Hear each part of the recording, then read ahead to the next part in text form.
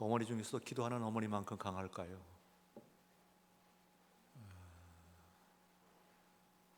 어려운 가운데서도 교회를 받들며 기도하신 여러분들께 정말 높이 치하하고 감사하고 그리고 은혜 받습니다. 요한복음은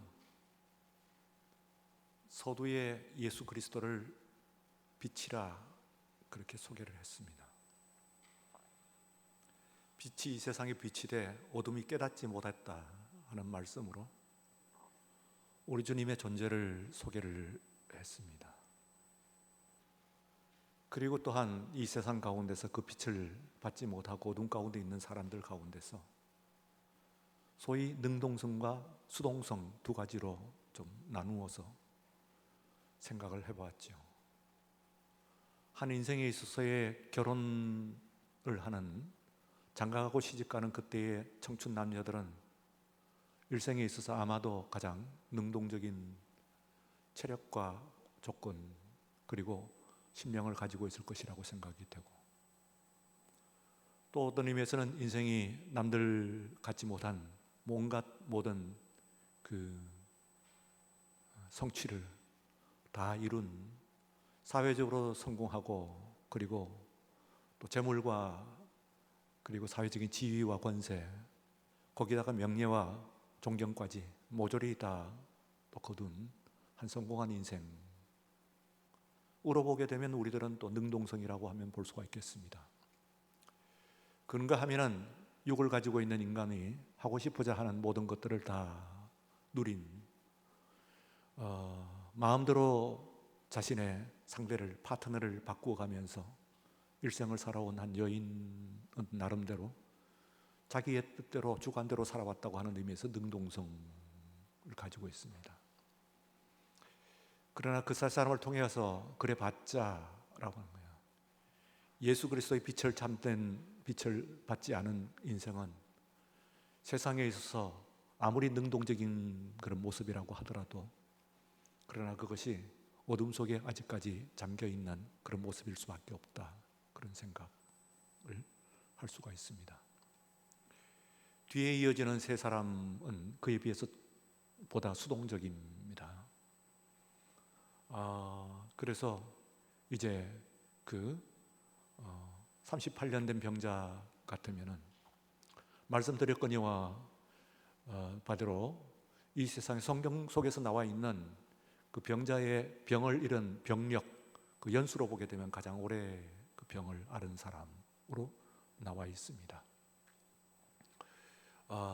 그런가 하면은 그 자신의 몸을 상품으로 파는 여인이 있습니다.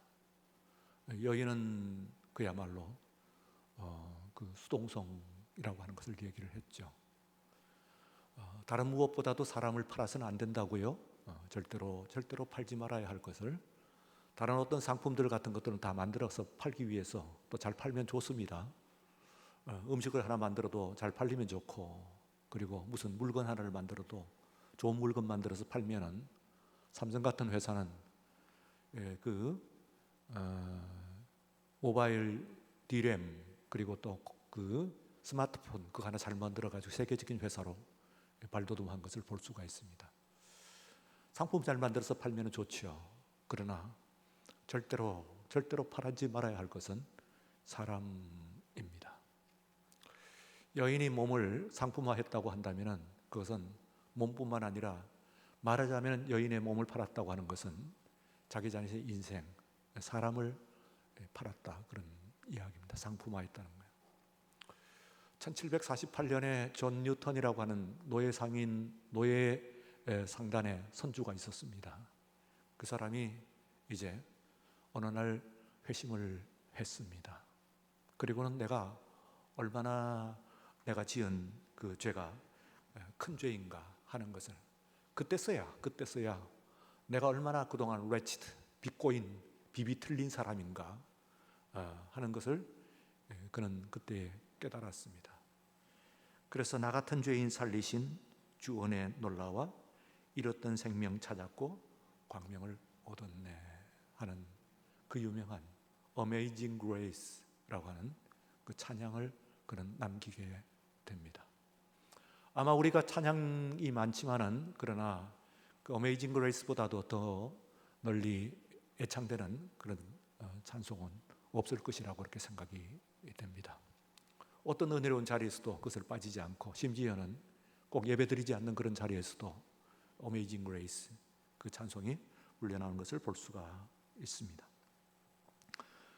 그때의 그가 남긴 말입니다. 사람은 절대로 사고 팔면 물건이 아니라는 거예요. 이 사람은 존중받아야 될 존재, 우리 하나님의 위대하신 모든 그 피조물 가운데서 가장 멸류관인 그런 작품이라고 볼 수가 있습니다. 이 기독교가 이 땅 위에 성립이 된 이래로 가장 먼저 한 것이 처음에는 눈치를 봤다가 이제 분위기를 만들었다 가장 먼저 한 것이 바로 노예에 대한 사람을 해방입니다. 사람을 상품화하는 것에 대해서는 반기를 든 것이 기독교입니다. 그래서 이미 성경에서 보게 되면은 오네시모라고 하는 노예 중에서도 도망친 노예, 이거는 그야말로 노예도 아니고 그야말로 죽음입니다. 보는 즉시 사형을 시켜야 되는 그런 존재라고 볼 수가 있어요.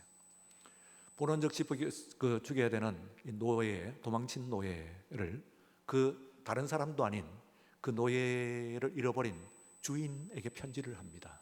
빌레몬서죠. 거기에 편지를 하는데 그 빌레몬을 향해서 뭐라고 바울은 이야기하느냐면 너만큼 존귀한 자다 그러냐. 굉장한 이야기입니다. 도망친 노예, 보는 즉시 발견하는 즉시 죽여야 되는 이런 노예를 너만큼 존귀한 자다 그런 이야기를 합니다. 오늘 이 시간 우리들은 뭐 그런 노예들이 있는 세상은 아니긴 합니다만 그러나 우리의 사고, 우리의 의식 속에 자리 잡고 있는 사람을 물건값으로 매기는 그와 같은 그 가치관 이런 것들이 우리에게 자리 잡고 있습니다. 사람의 가치를 돈으로 매기는 그 자체가 이미 그 사람을 상품화, 사고 팔다라는 거예요. 목회자도 어떻습니까? 저 사람이 얼마만큼 대접을 받는 그런 목회자인가에 따라서 그 목회자가 상품화되고 있는 슬픈 현실이 있습니다. 또한 목회자도 목회자대로 또한 교회는 교회대로 또한 여러분들을 무슨 숫자 같은 것으로 파악을 하고 그리고 또한 재정의 수입과 관련해 가지고 여러분을 생각한다는 이런 슬픈 현실 같은 것이 오늘 우리들에게 있습니다.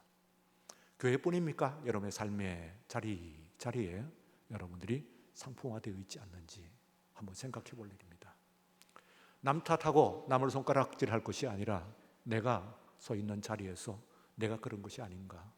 나는 사람을 상품화, 사고 파는 그런 사고관을 갖고 있는 것 아닌가. 그런 가치관을 내가 나에게도 아직 남아있는 거 아닌가 하고 스스로 살피는 오늘 이 밤이 되시고 절대로 우리가 사람을 그 사람이 가지고 있는 어떤 것을 가지고 평가하지 않는 그 사람이 가지고 있는 재산이나 지식이나 지위나 이런 것들에 의해 가지고 그 사람을 평가하지 않고 사람을 있는 그대로 존재하는 그대로 보아주는 그런 우리 하나님께서 우리를 보시듯이 보시는 그와 같은 가치관을 오늘 새롭게 다시 한번 다듬으면서 돌아가시는 오늘 이 밤 시간이 되시기를 축원합니다. 오늘 이 시간에 나오는 이 사람은 몇 년인지 모릅니다. 그 날 때부터라고 하는 표현을 쓰고 있습니다. 날 때부터. 이 말이 정말로 심오한 그런 뜻을 가지고 있습니다. 물론 38년 된 병자에 비해서 만약에 이 사람이 나이가 그때 28살이라고 한다면 그러면은 10년이 모자라는 28년일 수가 있습니다. 문제는 그것은 연수의 문제가 아니라는 것이죠. 날 때부터라고 하는 것은 철저한 그야말로 어떤 의미에 있어서는 다른 앞에 있어서 몸을 상품하는 여인조차도 그렇지 않을 어떤 가능성이 있었습니다. 그렇죠. 좋은 부모 만났더라면 그때 그런 일이 없었더라고 한다면 그때 내가 그렇게 마음을 잘못 결심하지 않았다고 한다면 최소한 몸을 파는 내 몸을 상품화하는 그런 지경까지 이르지 않았을 것을 하는 이야기를 할 수가 있습니다. 이 세상에서 있는 모든 것들은 우리는 수동성이 있긴 합니다만 그래도 그보다 얼마간에 아주 작은 부분이긴 할 수 있긴 합니다만 능동성이 있습니다. 어쩔 수 없었다 하는 이야기를 합니다만 그러나 어떤 의미에 있어서는 그렇지 않을 가능성이 있어요. 장발장, 그 빵 한 조각에 돈을 훔치는 그런 모습이 어쩔 수 없었다 하는 것을 애써 이야기를 합니다. 그러나 거기에 대한 반론도 분명히 존재합니다. 이 땅에 굶고 있는 빵이 없는 모든 사람들이 장발장처럼 빵을 훔치는 것은 아니다, 그런 이야기죠. 그래서 그 어떤 경우에 있었어도 말하자면은 물론 이해는 되지만은 그러나 그렇다고 해서 배고프다고 빵을 훔치는 것이 정당화될 수는 없는 일이라고 하는 것을 우리가 생각해요. 그 이야기는 그 어떤 순간에 있었어도 내가 만약에 나에게 그 사고가 없었다고 한다면, 내가 그때 그런 결심을 하지 않았다고 한다면, 내가 그때 그 친구를 만나지 않았다고 한다면 하는 가정 같은 것들이 존재합니다. 그런데 날 때부터는 다릅니다. 날 태어난 연수가, 살아간 연수가 얼마나 되든지 간에 우리들이 날 때라고 하는 것은 절대로 내가 변경할 수 없는 내 삶의 가장 원초적인 조건이 됩니다. 그렇죠.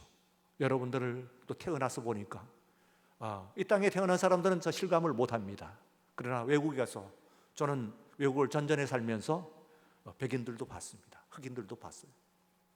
그리고 자세히 보면은 우리가 흑인, 백인 가릴 것 없다 그렇게 이야기하시지만 너무 다릅니다. 백인은 백인대로 다르고 흑인은 흑인대로 왜 그렇게 다른지 모르겠어요. 정말 가만히 뜯어보면 너무 달라요. 자기가 선택했나요? 아닙니다. 저 사람이 태어나서 보니까 이미 자신이 그렇게 태어난 거예요. 오늘 여기에 있는 여러분들이 한국인으로 태어나고 이런 모습으로 살아갈 거라고 생각하는 것을 자신들이 결정한 것이 아닙니다.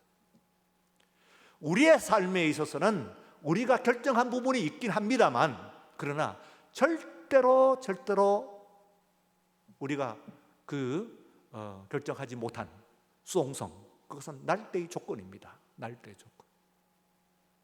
그러니까 단 한순간에 있어서 눈의 시력을 잃은 것과 날때부터, 애초에 이 사람은 한 번도 태어나는 그 순간부터 지금까지 한 번도 눈을 떠서 보지 못했다는 것이에요. 여기에 심오한 뜻이 있습니다. 말씀드린 바와 같이 요한복음은 1장에 이미 예수님은 누구시라고 그랬냐면 예수님은 다름 아닌 빛이라고 그랬어요. 그 주제를 지금 9장에서 다시 꺼내는 겁니다. 한 병자를 통해서 날 때부터 병자를 통해 가지고 맹인을 통해서 그 주제를 다시 꺼내고 있습니다. 예수님은 누구신가? 예수님은 누구신가? 이 눈먼 자의 눈뜸이야. 병자의 고침이야. 예수님은 누구신가 하면은 한 번도 보지 못했던 빛을 바라보는 거예요. 매일 빛을 보는 사람들이 보는 빛이 아닙니다. 아니, 전에는 봤지만 근자에 못 보는 그런 빛이 아니에요. 빛이 도대체 무엇인지 하는 걸 알지도 못하는 거예요. 빛이라고 하는 것이 무엇이고 보는 것이 뭔지 하는 것을 한 번도 경험하지 못한, 오래 살면 살수록 더욱 그렇습니다. 그런데 최초로 눈을 뜨는 겁니다. 우리 하나님께서 최초로 이 세상을 창조하실 때 그 빛이 있으라 말씀, 빛을 처음 만드시죠. 여히오르 하고 빛을 만드셨어요. 그 빛이 그에게 최초로 비친 날입니다. 말하자면 창세기 1장입니다. 그에게는 천지 창조의 첫날입니다. 비로소 빛이 있으라 하고 그에게 빛이 비쳤다, 그런 이야기입니다. 내가 살아가는 동안에서 빛을 봤다고 한다면 그 빛은 좀 다른 빛입니다. 오늘 이 시간에 완전히 잠겨있다, 나 자신에게 있어서는 더 이상 나는 어떤 순간에서도 보지 못했던 그런 빛이 오늘 여러분들에게 심령의 빛으로서 다시 비추시는, 새롭게 비추시는 오늘 이 밤 되시기를 축원합니다. 한 번도 내가 보지 못했던 새로운 예수님을 만나신, 지금까지 이렇게 체험하지 못했던 그런 놀라운 하나님의 은혜를 체험하십니다. 그래서 놀라우신 하나님의 은혜, 그 은혜가 얼마나 나한테 달콤한가. 존 뉴턴의 그 찬양이 바로 오늘 이 시간 여러분의 찬양이 되시기를 주의 이름으로 축원합니다. 그래서 앞에 서 있는 병자와 그 여인과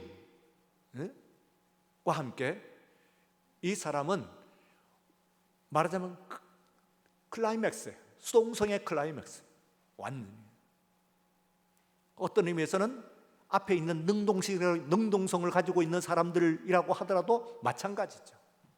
인간이 오늘에 있어가지고 있는 모습은 환경과 조건 그리고 사람들과 이루어지는 일들에 의해 갖고 만들어집니다.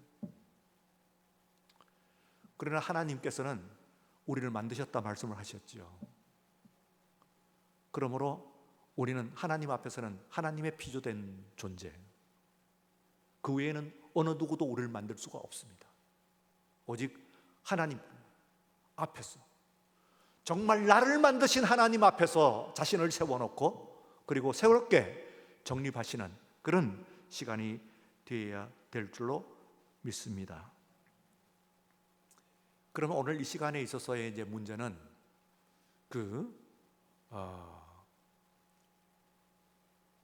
여기에 실로암이라고 하는 장소가 나와요. 실로암이라고 하는 장소로 가라는 거예요. 거기서 눈을 뜨라. 오늘 이 본문은요, 복음서에 나와 있는 예수님의 치유 장면 가운데서 예수님께서 가장 수동적인 치유를 하시는 장면입니다. 적극적이고 능동적인 치유를 하면은 그냥 말씀 한마디로 이렇게 세우고 눈을 뜨게 하고 낫게 합니다. 심지어는 죽은 사람도 살리고 심지어는 그 자리에 있지 않은 사람들까지도 살립니다. 그렇죠? 그를 위해서 축복할 때 그 환자가 누워있는 곳에서 이미 역사가 일어나는 것을 볼 수가 있습니다. 그랬던 예수님께서 오늘 이 시간에 이 사람을 고치신 진흙을 침을 뱉어서 반죽을 하십니다. 예수님의 침을 뱉어서 반죽을 하세요. 그리고 그의 눈에다가 그것을 발라주십니다. 무슨 이야기입니까? 태초에 하나님께서는 우리를 만드실 때 진흙으로 만드셨어요. 흙으로 만드셨어요. 그러니 그 한 번도 보지 못했던 그의 눈, 있으나마나한 그의 눈을 말하자면 진흙으로 빚어서 만들어주시는 과정이라고 볼 수가 있어요. 그리고는 그에게 또 그 다음에는 가서 실로암에 가서 씻어라 하는데 상당한 거리, 이게 한 1km 정도 되는 거리를 가야 됩니다.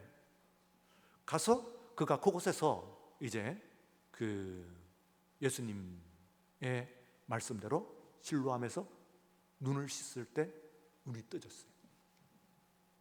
그러니 예수님을 보지 못했어요. 말소리만 들었지 예수님을 보지 못했어요. 눈이 떠졌어요. 그런데 오늘 본문에서는 아주 심오한 한 가지 주석을 하고 있습니다.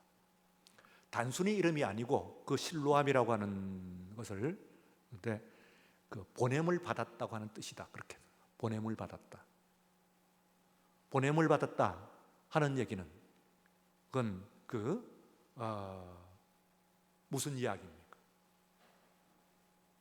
오늘 예수님께서 이 땅에 보냄을 받은, 또 예수님의 그 보냄을 받은 존재들이에요. 사도들이라고 하는 것은 바로 예수님의 제자들 중에서도 보냄을 받았을 때 그 보냄을 받았다고 하는 의미가 아포스톨로스, 사도리라고 하는 이야기가 합니다. 오늘 이 시간에 여러분들도 보냄을 받았습니다. 그때에 이것이 직접 좀 예수님께서 나타나셔가지고 지금 여기서 어떻게 역사를 좀 하시지 하지만은 똑같은 의미를 가지고 있다 하는 것을 이야기합니다. 실로암, 너희들을 보내었다는 거예요. 오늘 이 시간에 여러분들 가운데서 우리 주님께서 이제 역사를 하셔서 여러분을 통해서 우리 주님께서 여기 계시는 것과 똑같은 그런 역사를 이루시는, 매우 수동적인 것처럼 보입니다만 그러나 이것이 아주 능동적인, 그야말로 가장 능동적인 그런 장면이라고 그렇게 생각할 수가 있습니다. 그래서 이 논쟁에서 굉장히 중요한 한 부분이 있어요. 성경의 다른 부분과 논쟁이 일어납니다. 이 사람과. 이 사람이 죄가 누구의 죄냐, 누구의 죄냐 할 때 그것은 바로 누구의 죄도 아니에요. 그러면 그 아버지의 죄인가요? 그 아버지의 죄도 아니에요. 그럼 아버지의 아버지의 죄인가요? 할아버지의 죄인가요? 할아버지의 할아버지의 죄인가요? 누군가의 죄가 있으니까 이런 결과가 나올 것 아니겠습니까? 하는 이야기를 해요. 오늘 여러분들이 가지고 있는 우리는 무신론적인 세계관 속에 살아가고 있습니다. 그러니까 병이 나았다고 하는 것을 가지고 누구의 죄라고 생각을 하는 생각은 여러분들이 가지고 있지 않습니다. 그렇다면 오늘 본문에 있는 고대 세계와는 여러분들 대화를 하기가 좀 힘들어요. 왜 그런가 하면은 고대인들은, 특히 고대의 유대인들은 반드시 어떤 사람이 큰 질병에 걸렸으면, 특별히 그 중에서도 맹인, 그 중에서도 날 때부터 맹인이라고 한다면은 누군가의 죄가 틀림없이 없는 경우를 상정하기는 어려워요. 근데 지금은 무신론화 되어 버렸어요. 그래서 조심스럽습니다. 이태원에서 사고가 나도 여기에 가가지고 여기에 신앙적인 해석을 함부로 하게 되면은 이게 굉장히 문제가 돼요.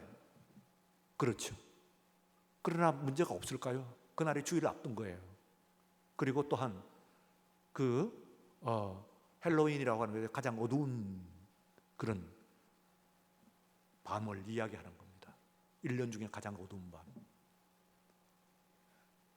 그래서 다시 밝까 빛이 오기 이전에 그 마귀를 숭상하는 그런 유령들을 숭상하는 그런 고대에 가지고 있는 그런 신화죠.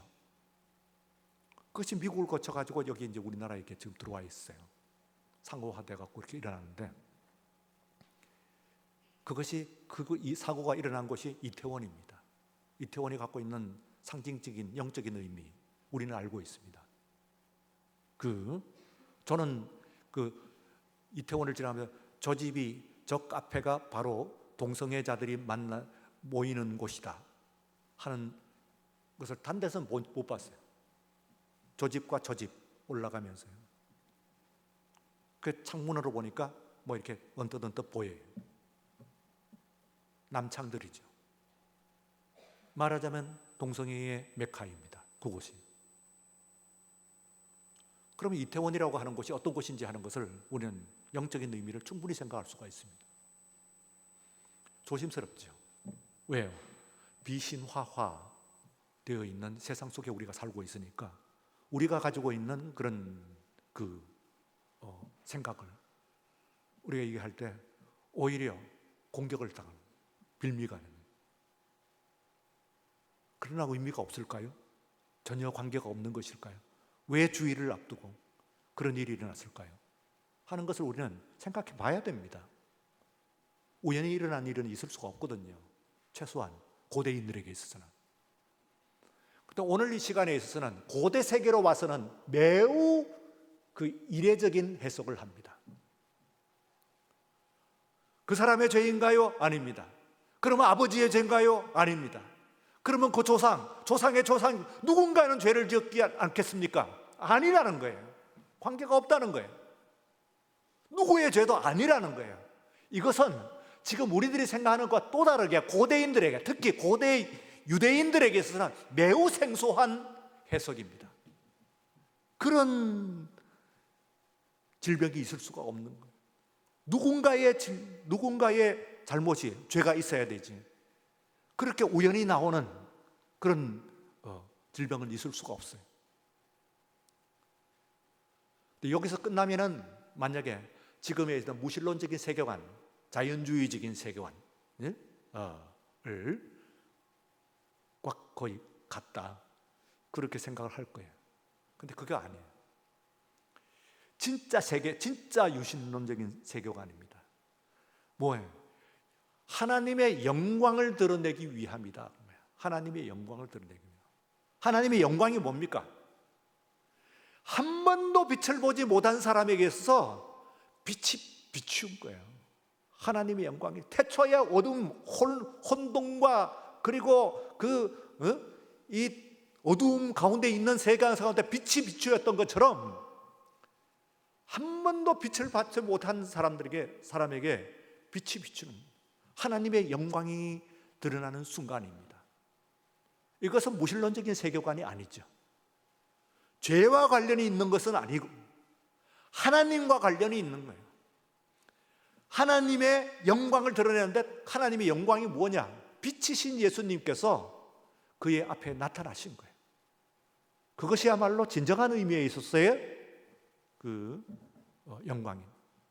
하나님의 영광이에요.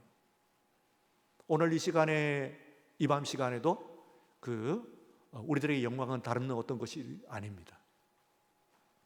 여러분들 앞에 예수님이 나타나시는 것이 우리의 빛이요, 우리의 영광이요, 우리의 은혜요, 우리의 축복인 줄로 믿습니다. 그래서 여러분들이 예수님 저에게 나타나 주세요. 아니, 나는 기대도 하지 못했어요. 나는 철저히 수동적이에요. 그런 가함이 생각도 못해요. 그러나 이 시간 예배를 통해 가지고 여러분들 심령을 두드리시면서 나타나시는 우리 주님의 은혜를, 그 모습을 만나 뵙고 체험하시는 여러분 모두가 되시기를 주의 이름으로 축원합니다.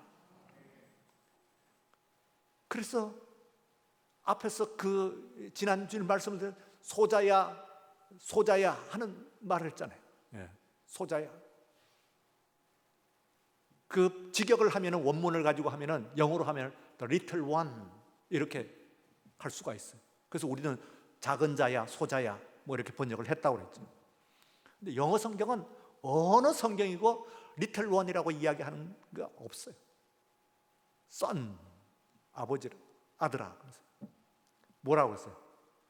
아버지가 다른 아들이 아닌 자기의 아들을 사랑스럽게 부르는 그 이름이었기 때문에 그렇다고 해요. 그러니까 작은 자야 하는 것은 그 사람을 업신여기는 것이 아니에요. 너 별것 아닌 하자는 존재라는 이야기가 아니에요. 존귀한 존재라는 뜻입니다. 작은 자야 하는 이야기는 내가 너무 사랑하는 존귀한 존재라고 하는 것을 가르쳐 주는 거예요. 누가요? 세상에서는 대접을 못 받은 사람을 예수님께서는 그렇게 부르시는 거예요. 오늘 이 시간에 여러분들을 우리 주님께서 만나러 오십니다.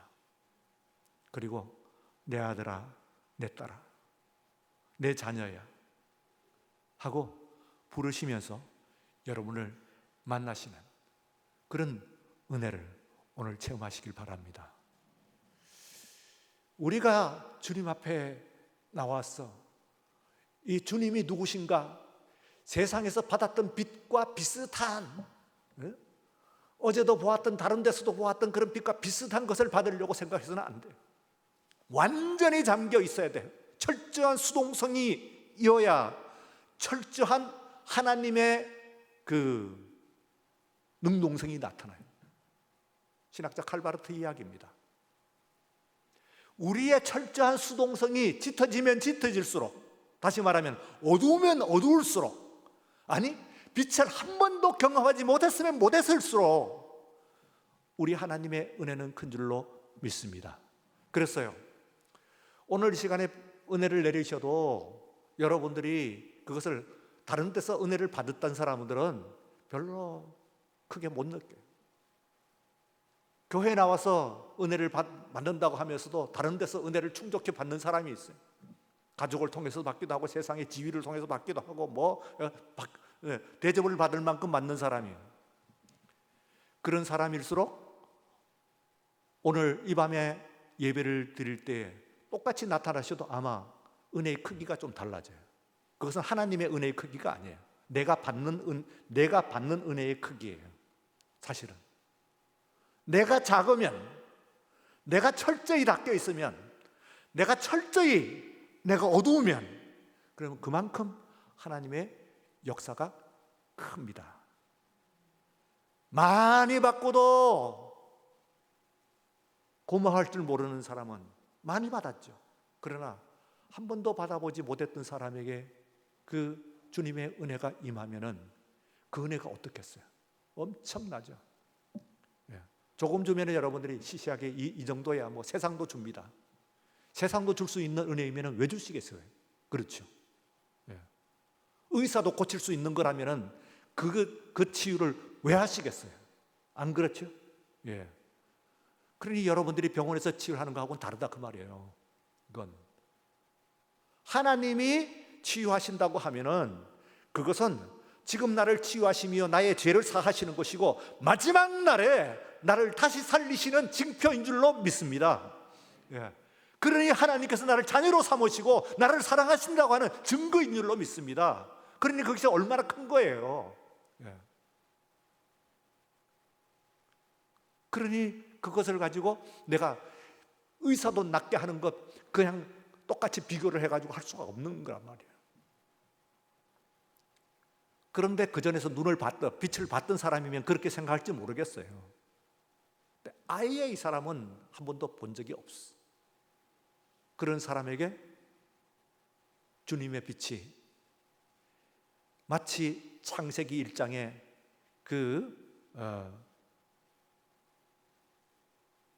흙으로 사람을 빚으시고 그리고 그 코에 생기를 불어넣으시고 그리고 또한 빛을 그 전에 빛을 비추시고 그리고 위탁의 명령을 주셨던 것처럼 오늘 이 시간 여러분들에게 주실 줄로 믿습니다. 우리가 이제 코로나 기간을 거치면서요 하나님의 은혜의 감격이 사라졌어요. 감격이. 귀한 것을 몰라요. 예.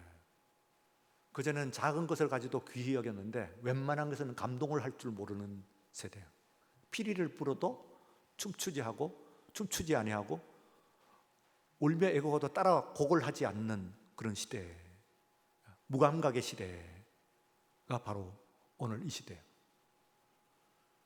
이것보다는 한강의 불꽃놀이가 더 화려하고 이태원의 음악 소리가 더 의견한 시대를 갖고 왔습니다. 교회는 마지못해 나가는 거예요. 마지못해서 믿는 예수를 어떻게 믿는다고 이야기를 하겠어요, 여러분? 안 그래요? 마지못해서 드리는 예배를 하나님께서 받으시겠어요? 감동과 감화로 오늘 이 시간 충만해서 드리는 이 예배가 되시기를 바랍니다. 불로 충만하게 하소서.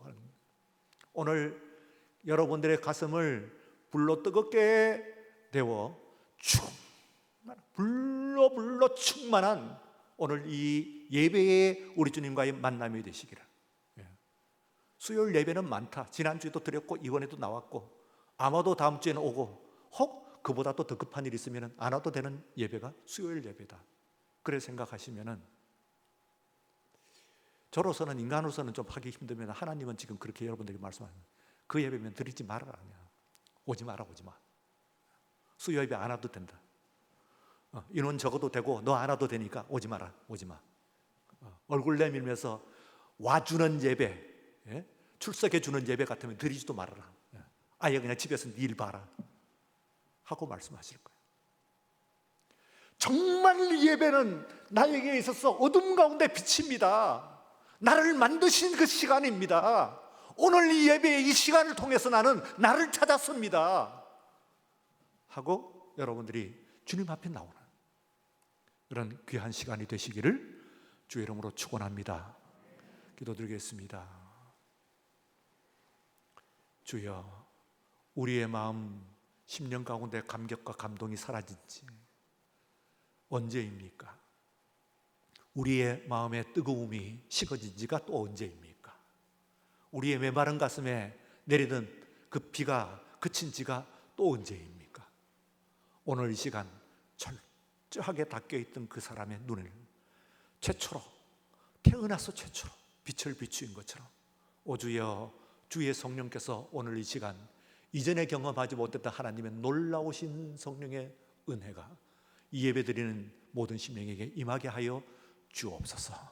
이 자리 뜨기 전에 바로 이 시간 주의 성령이 우리를 불러 충만한 시간 되게 하여 주옵소서. 불러 뜨겁게 충만한 오늘 이 예배의 마무리가 될 수 있도록 축복하여 주시옵소서. 감사하며 예수님 이름으로 기도드리옵나이다. 아멘. 지금은 우리 주 예수 그리스도의 은혜와 하나님 아버지의 극진하신 사랑하심과 성령의 감동하시고 충만하심, 이 밤에 주님, 나는 날 때부터 이런 은혜 체험한 적이 없습니다. 이런 주님 만난 적이 없습니다. 오늘 이번 시간 나를 새롭게 만나주시니 감사드립니다. 기도하며 주 앞에 놀라우신 주님의 은혜를 체험하는 심령 되게 하여 주시옵소서. 기도하는 그 심령의 기도와 우리의 마음의 소원들 위해 이제로부터 영원까지 함께 하시옵기를 간절히 축원하옵나이다. 아멘.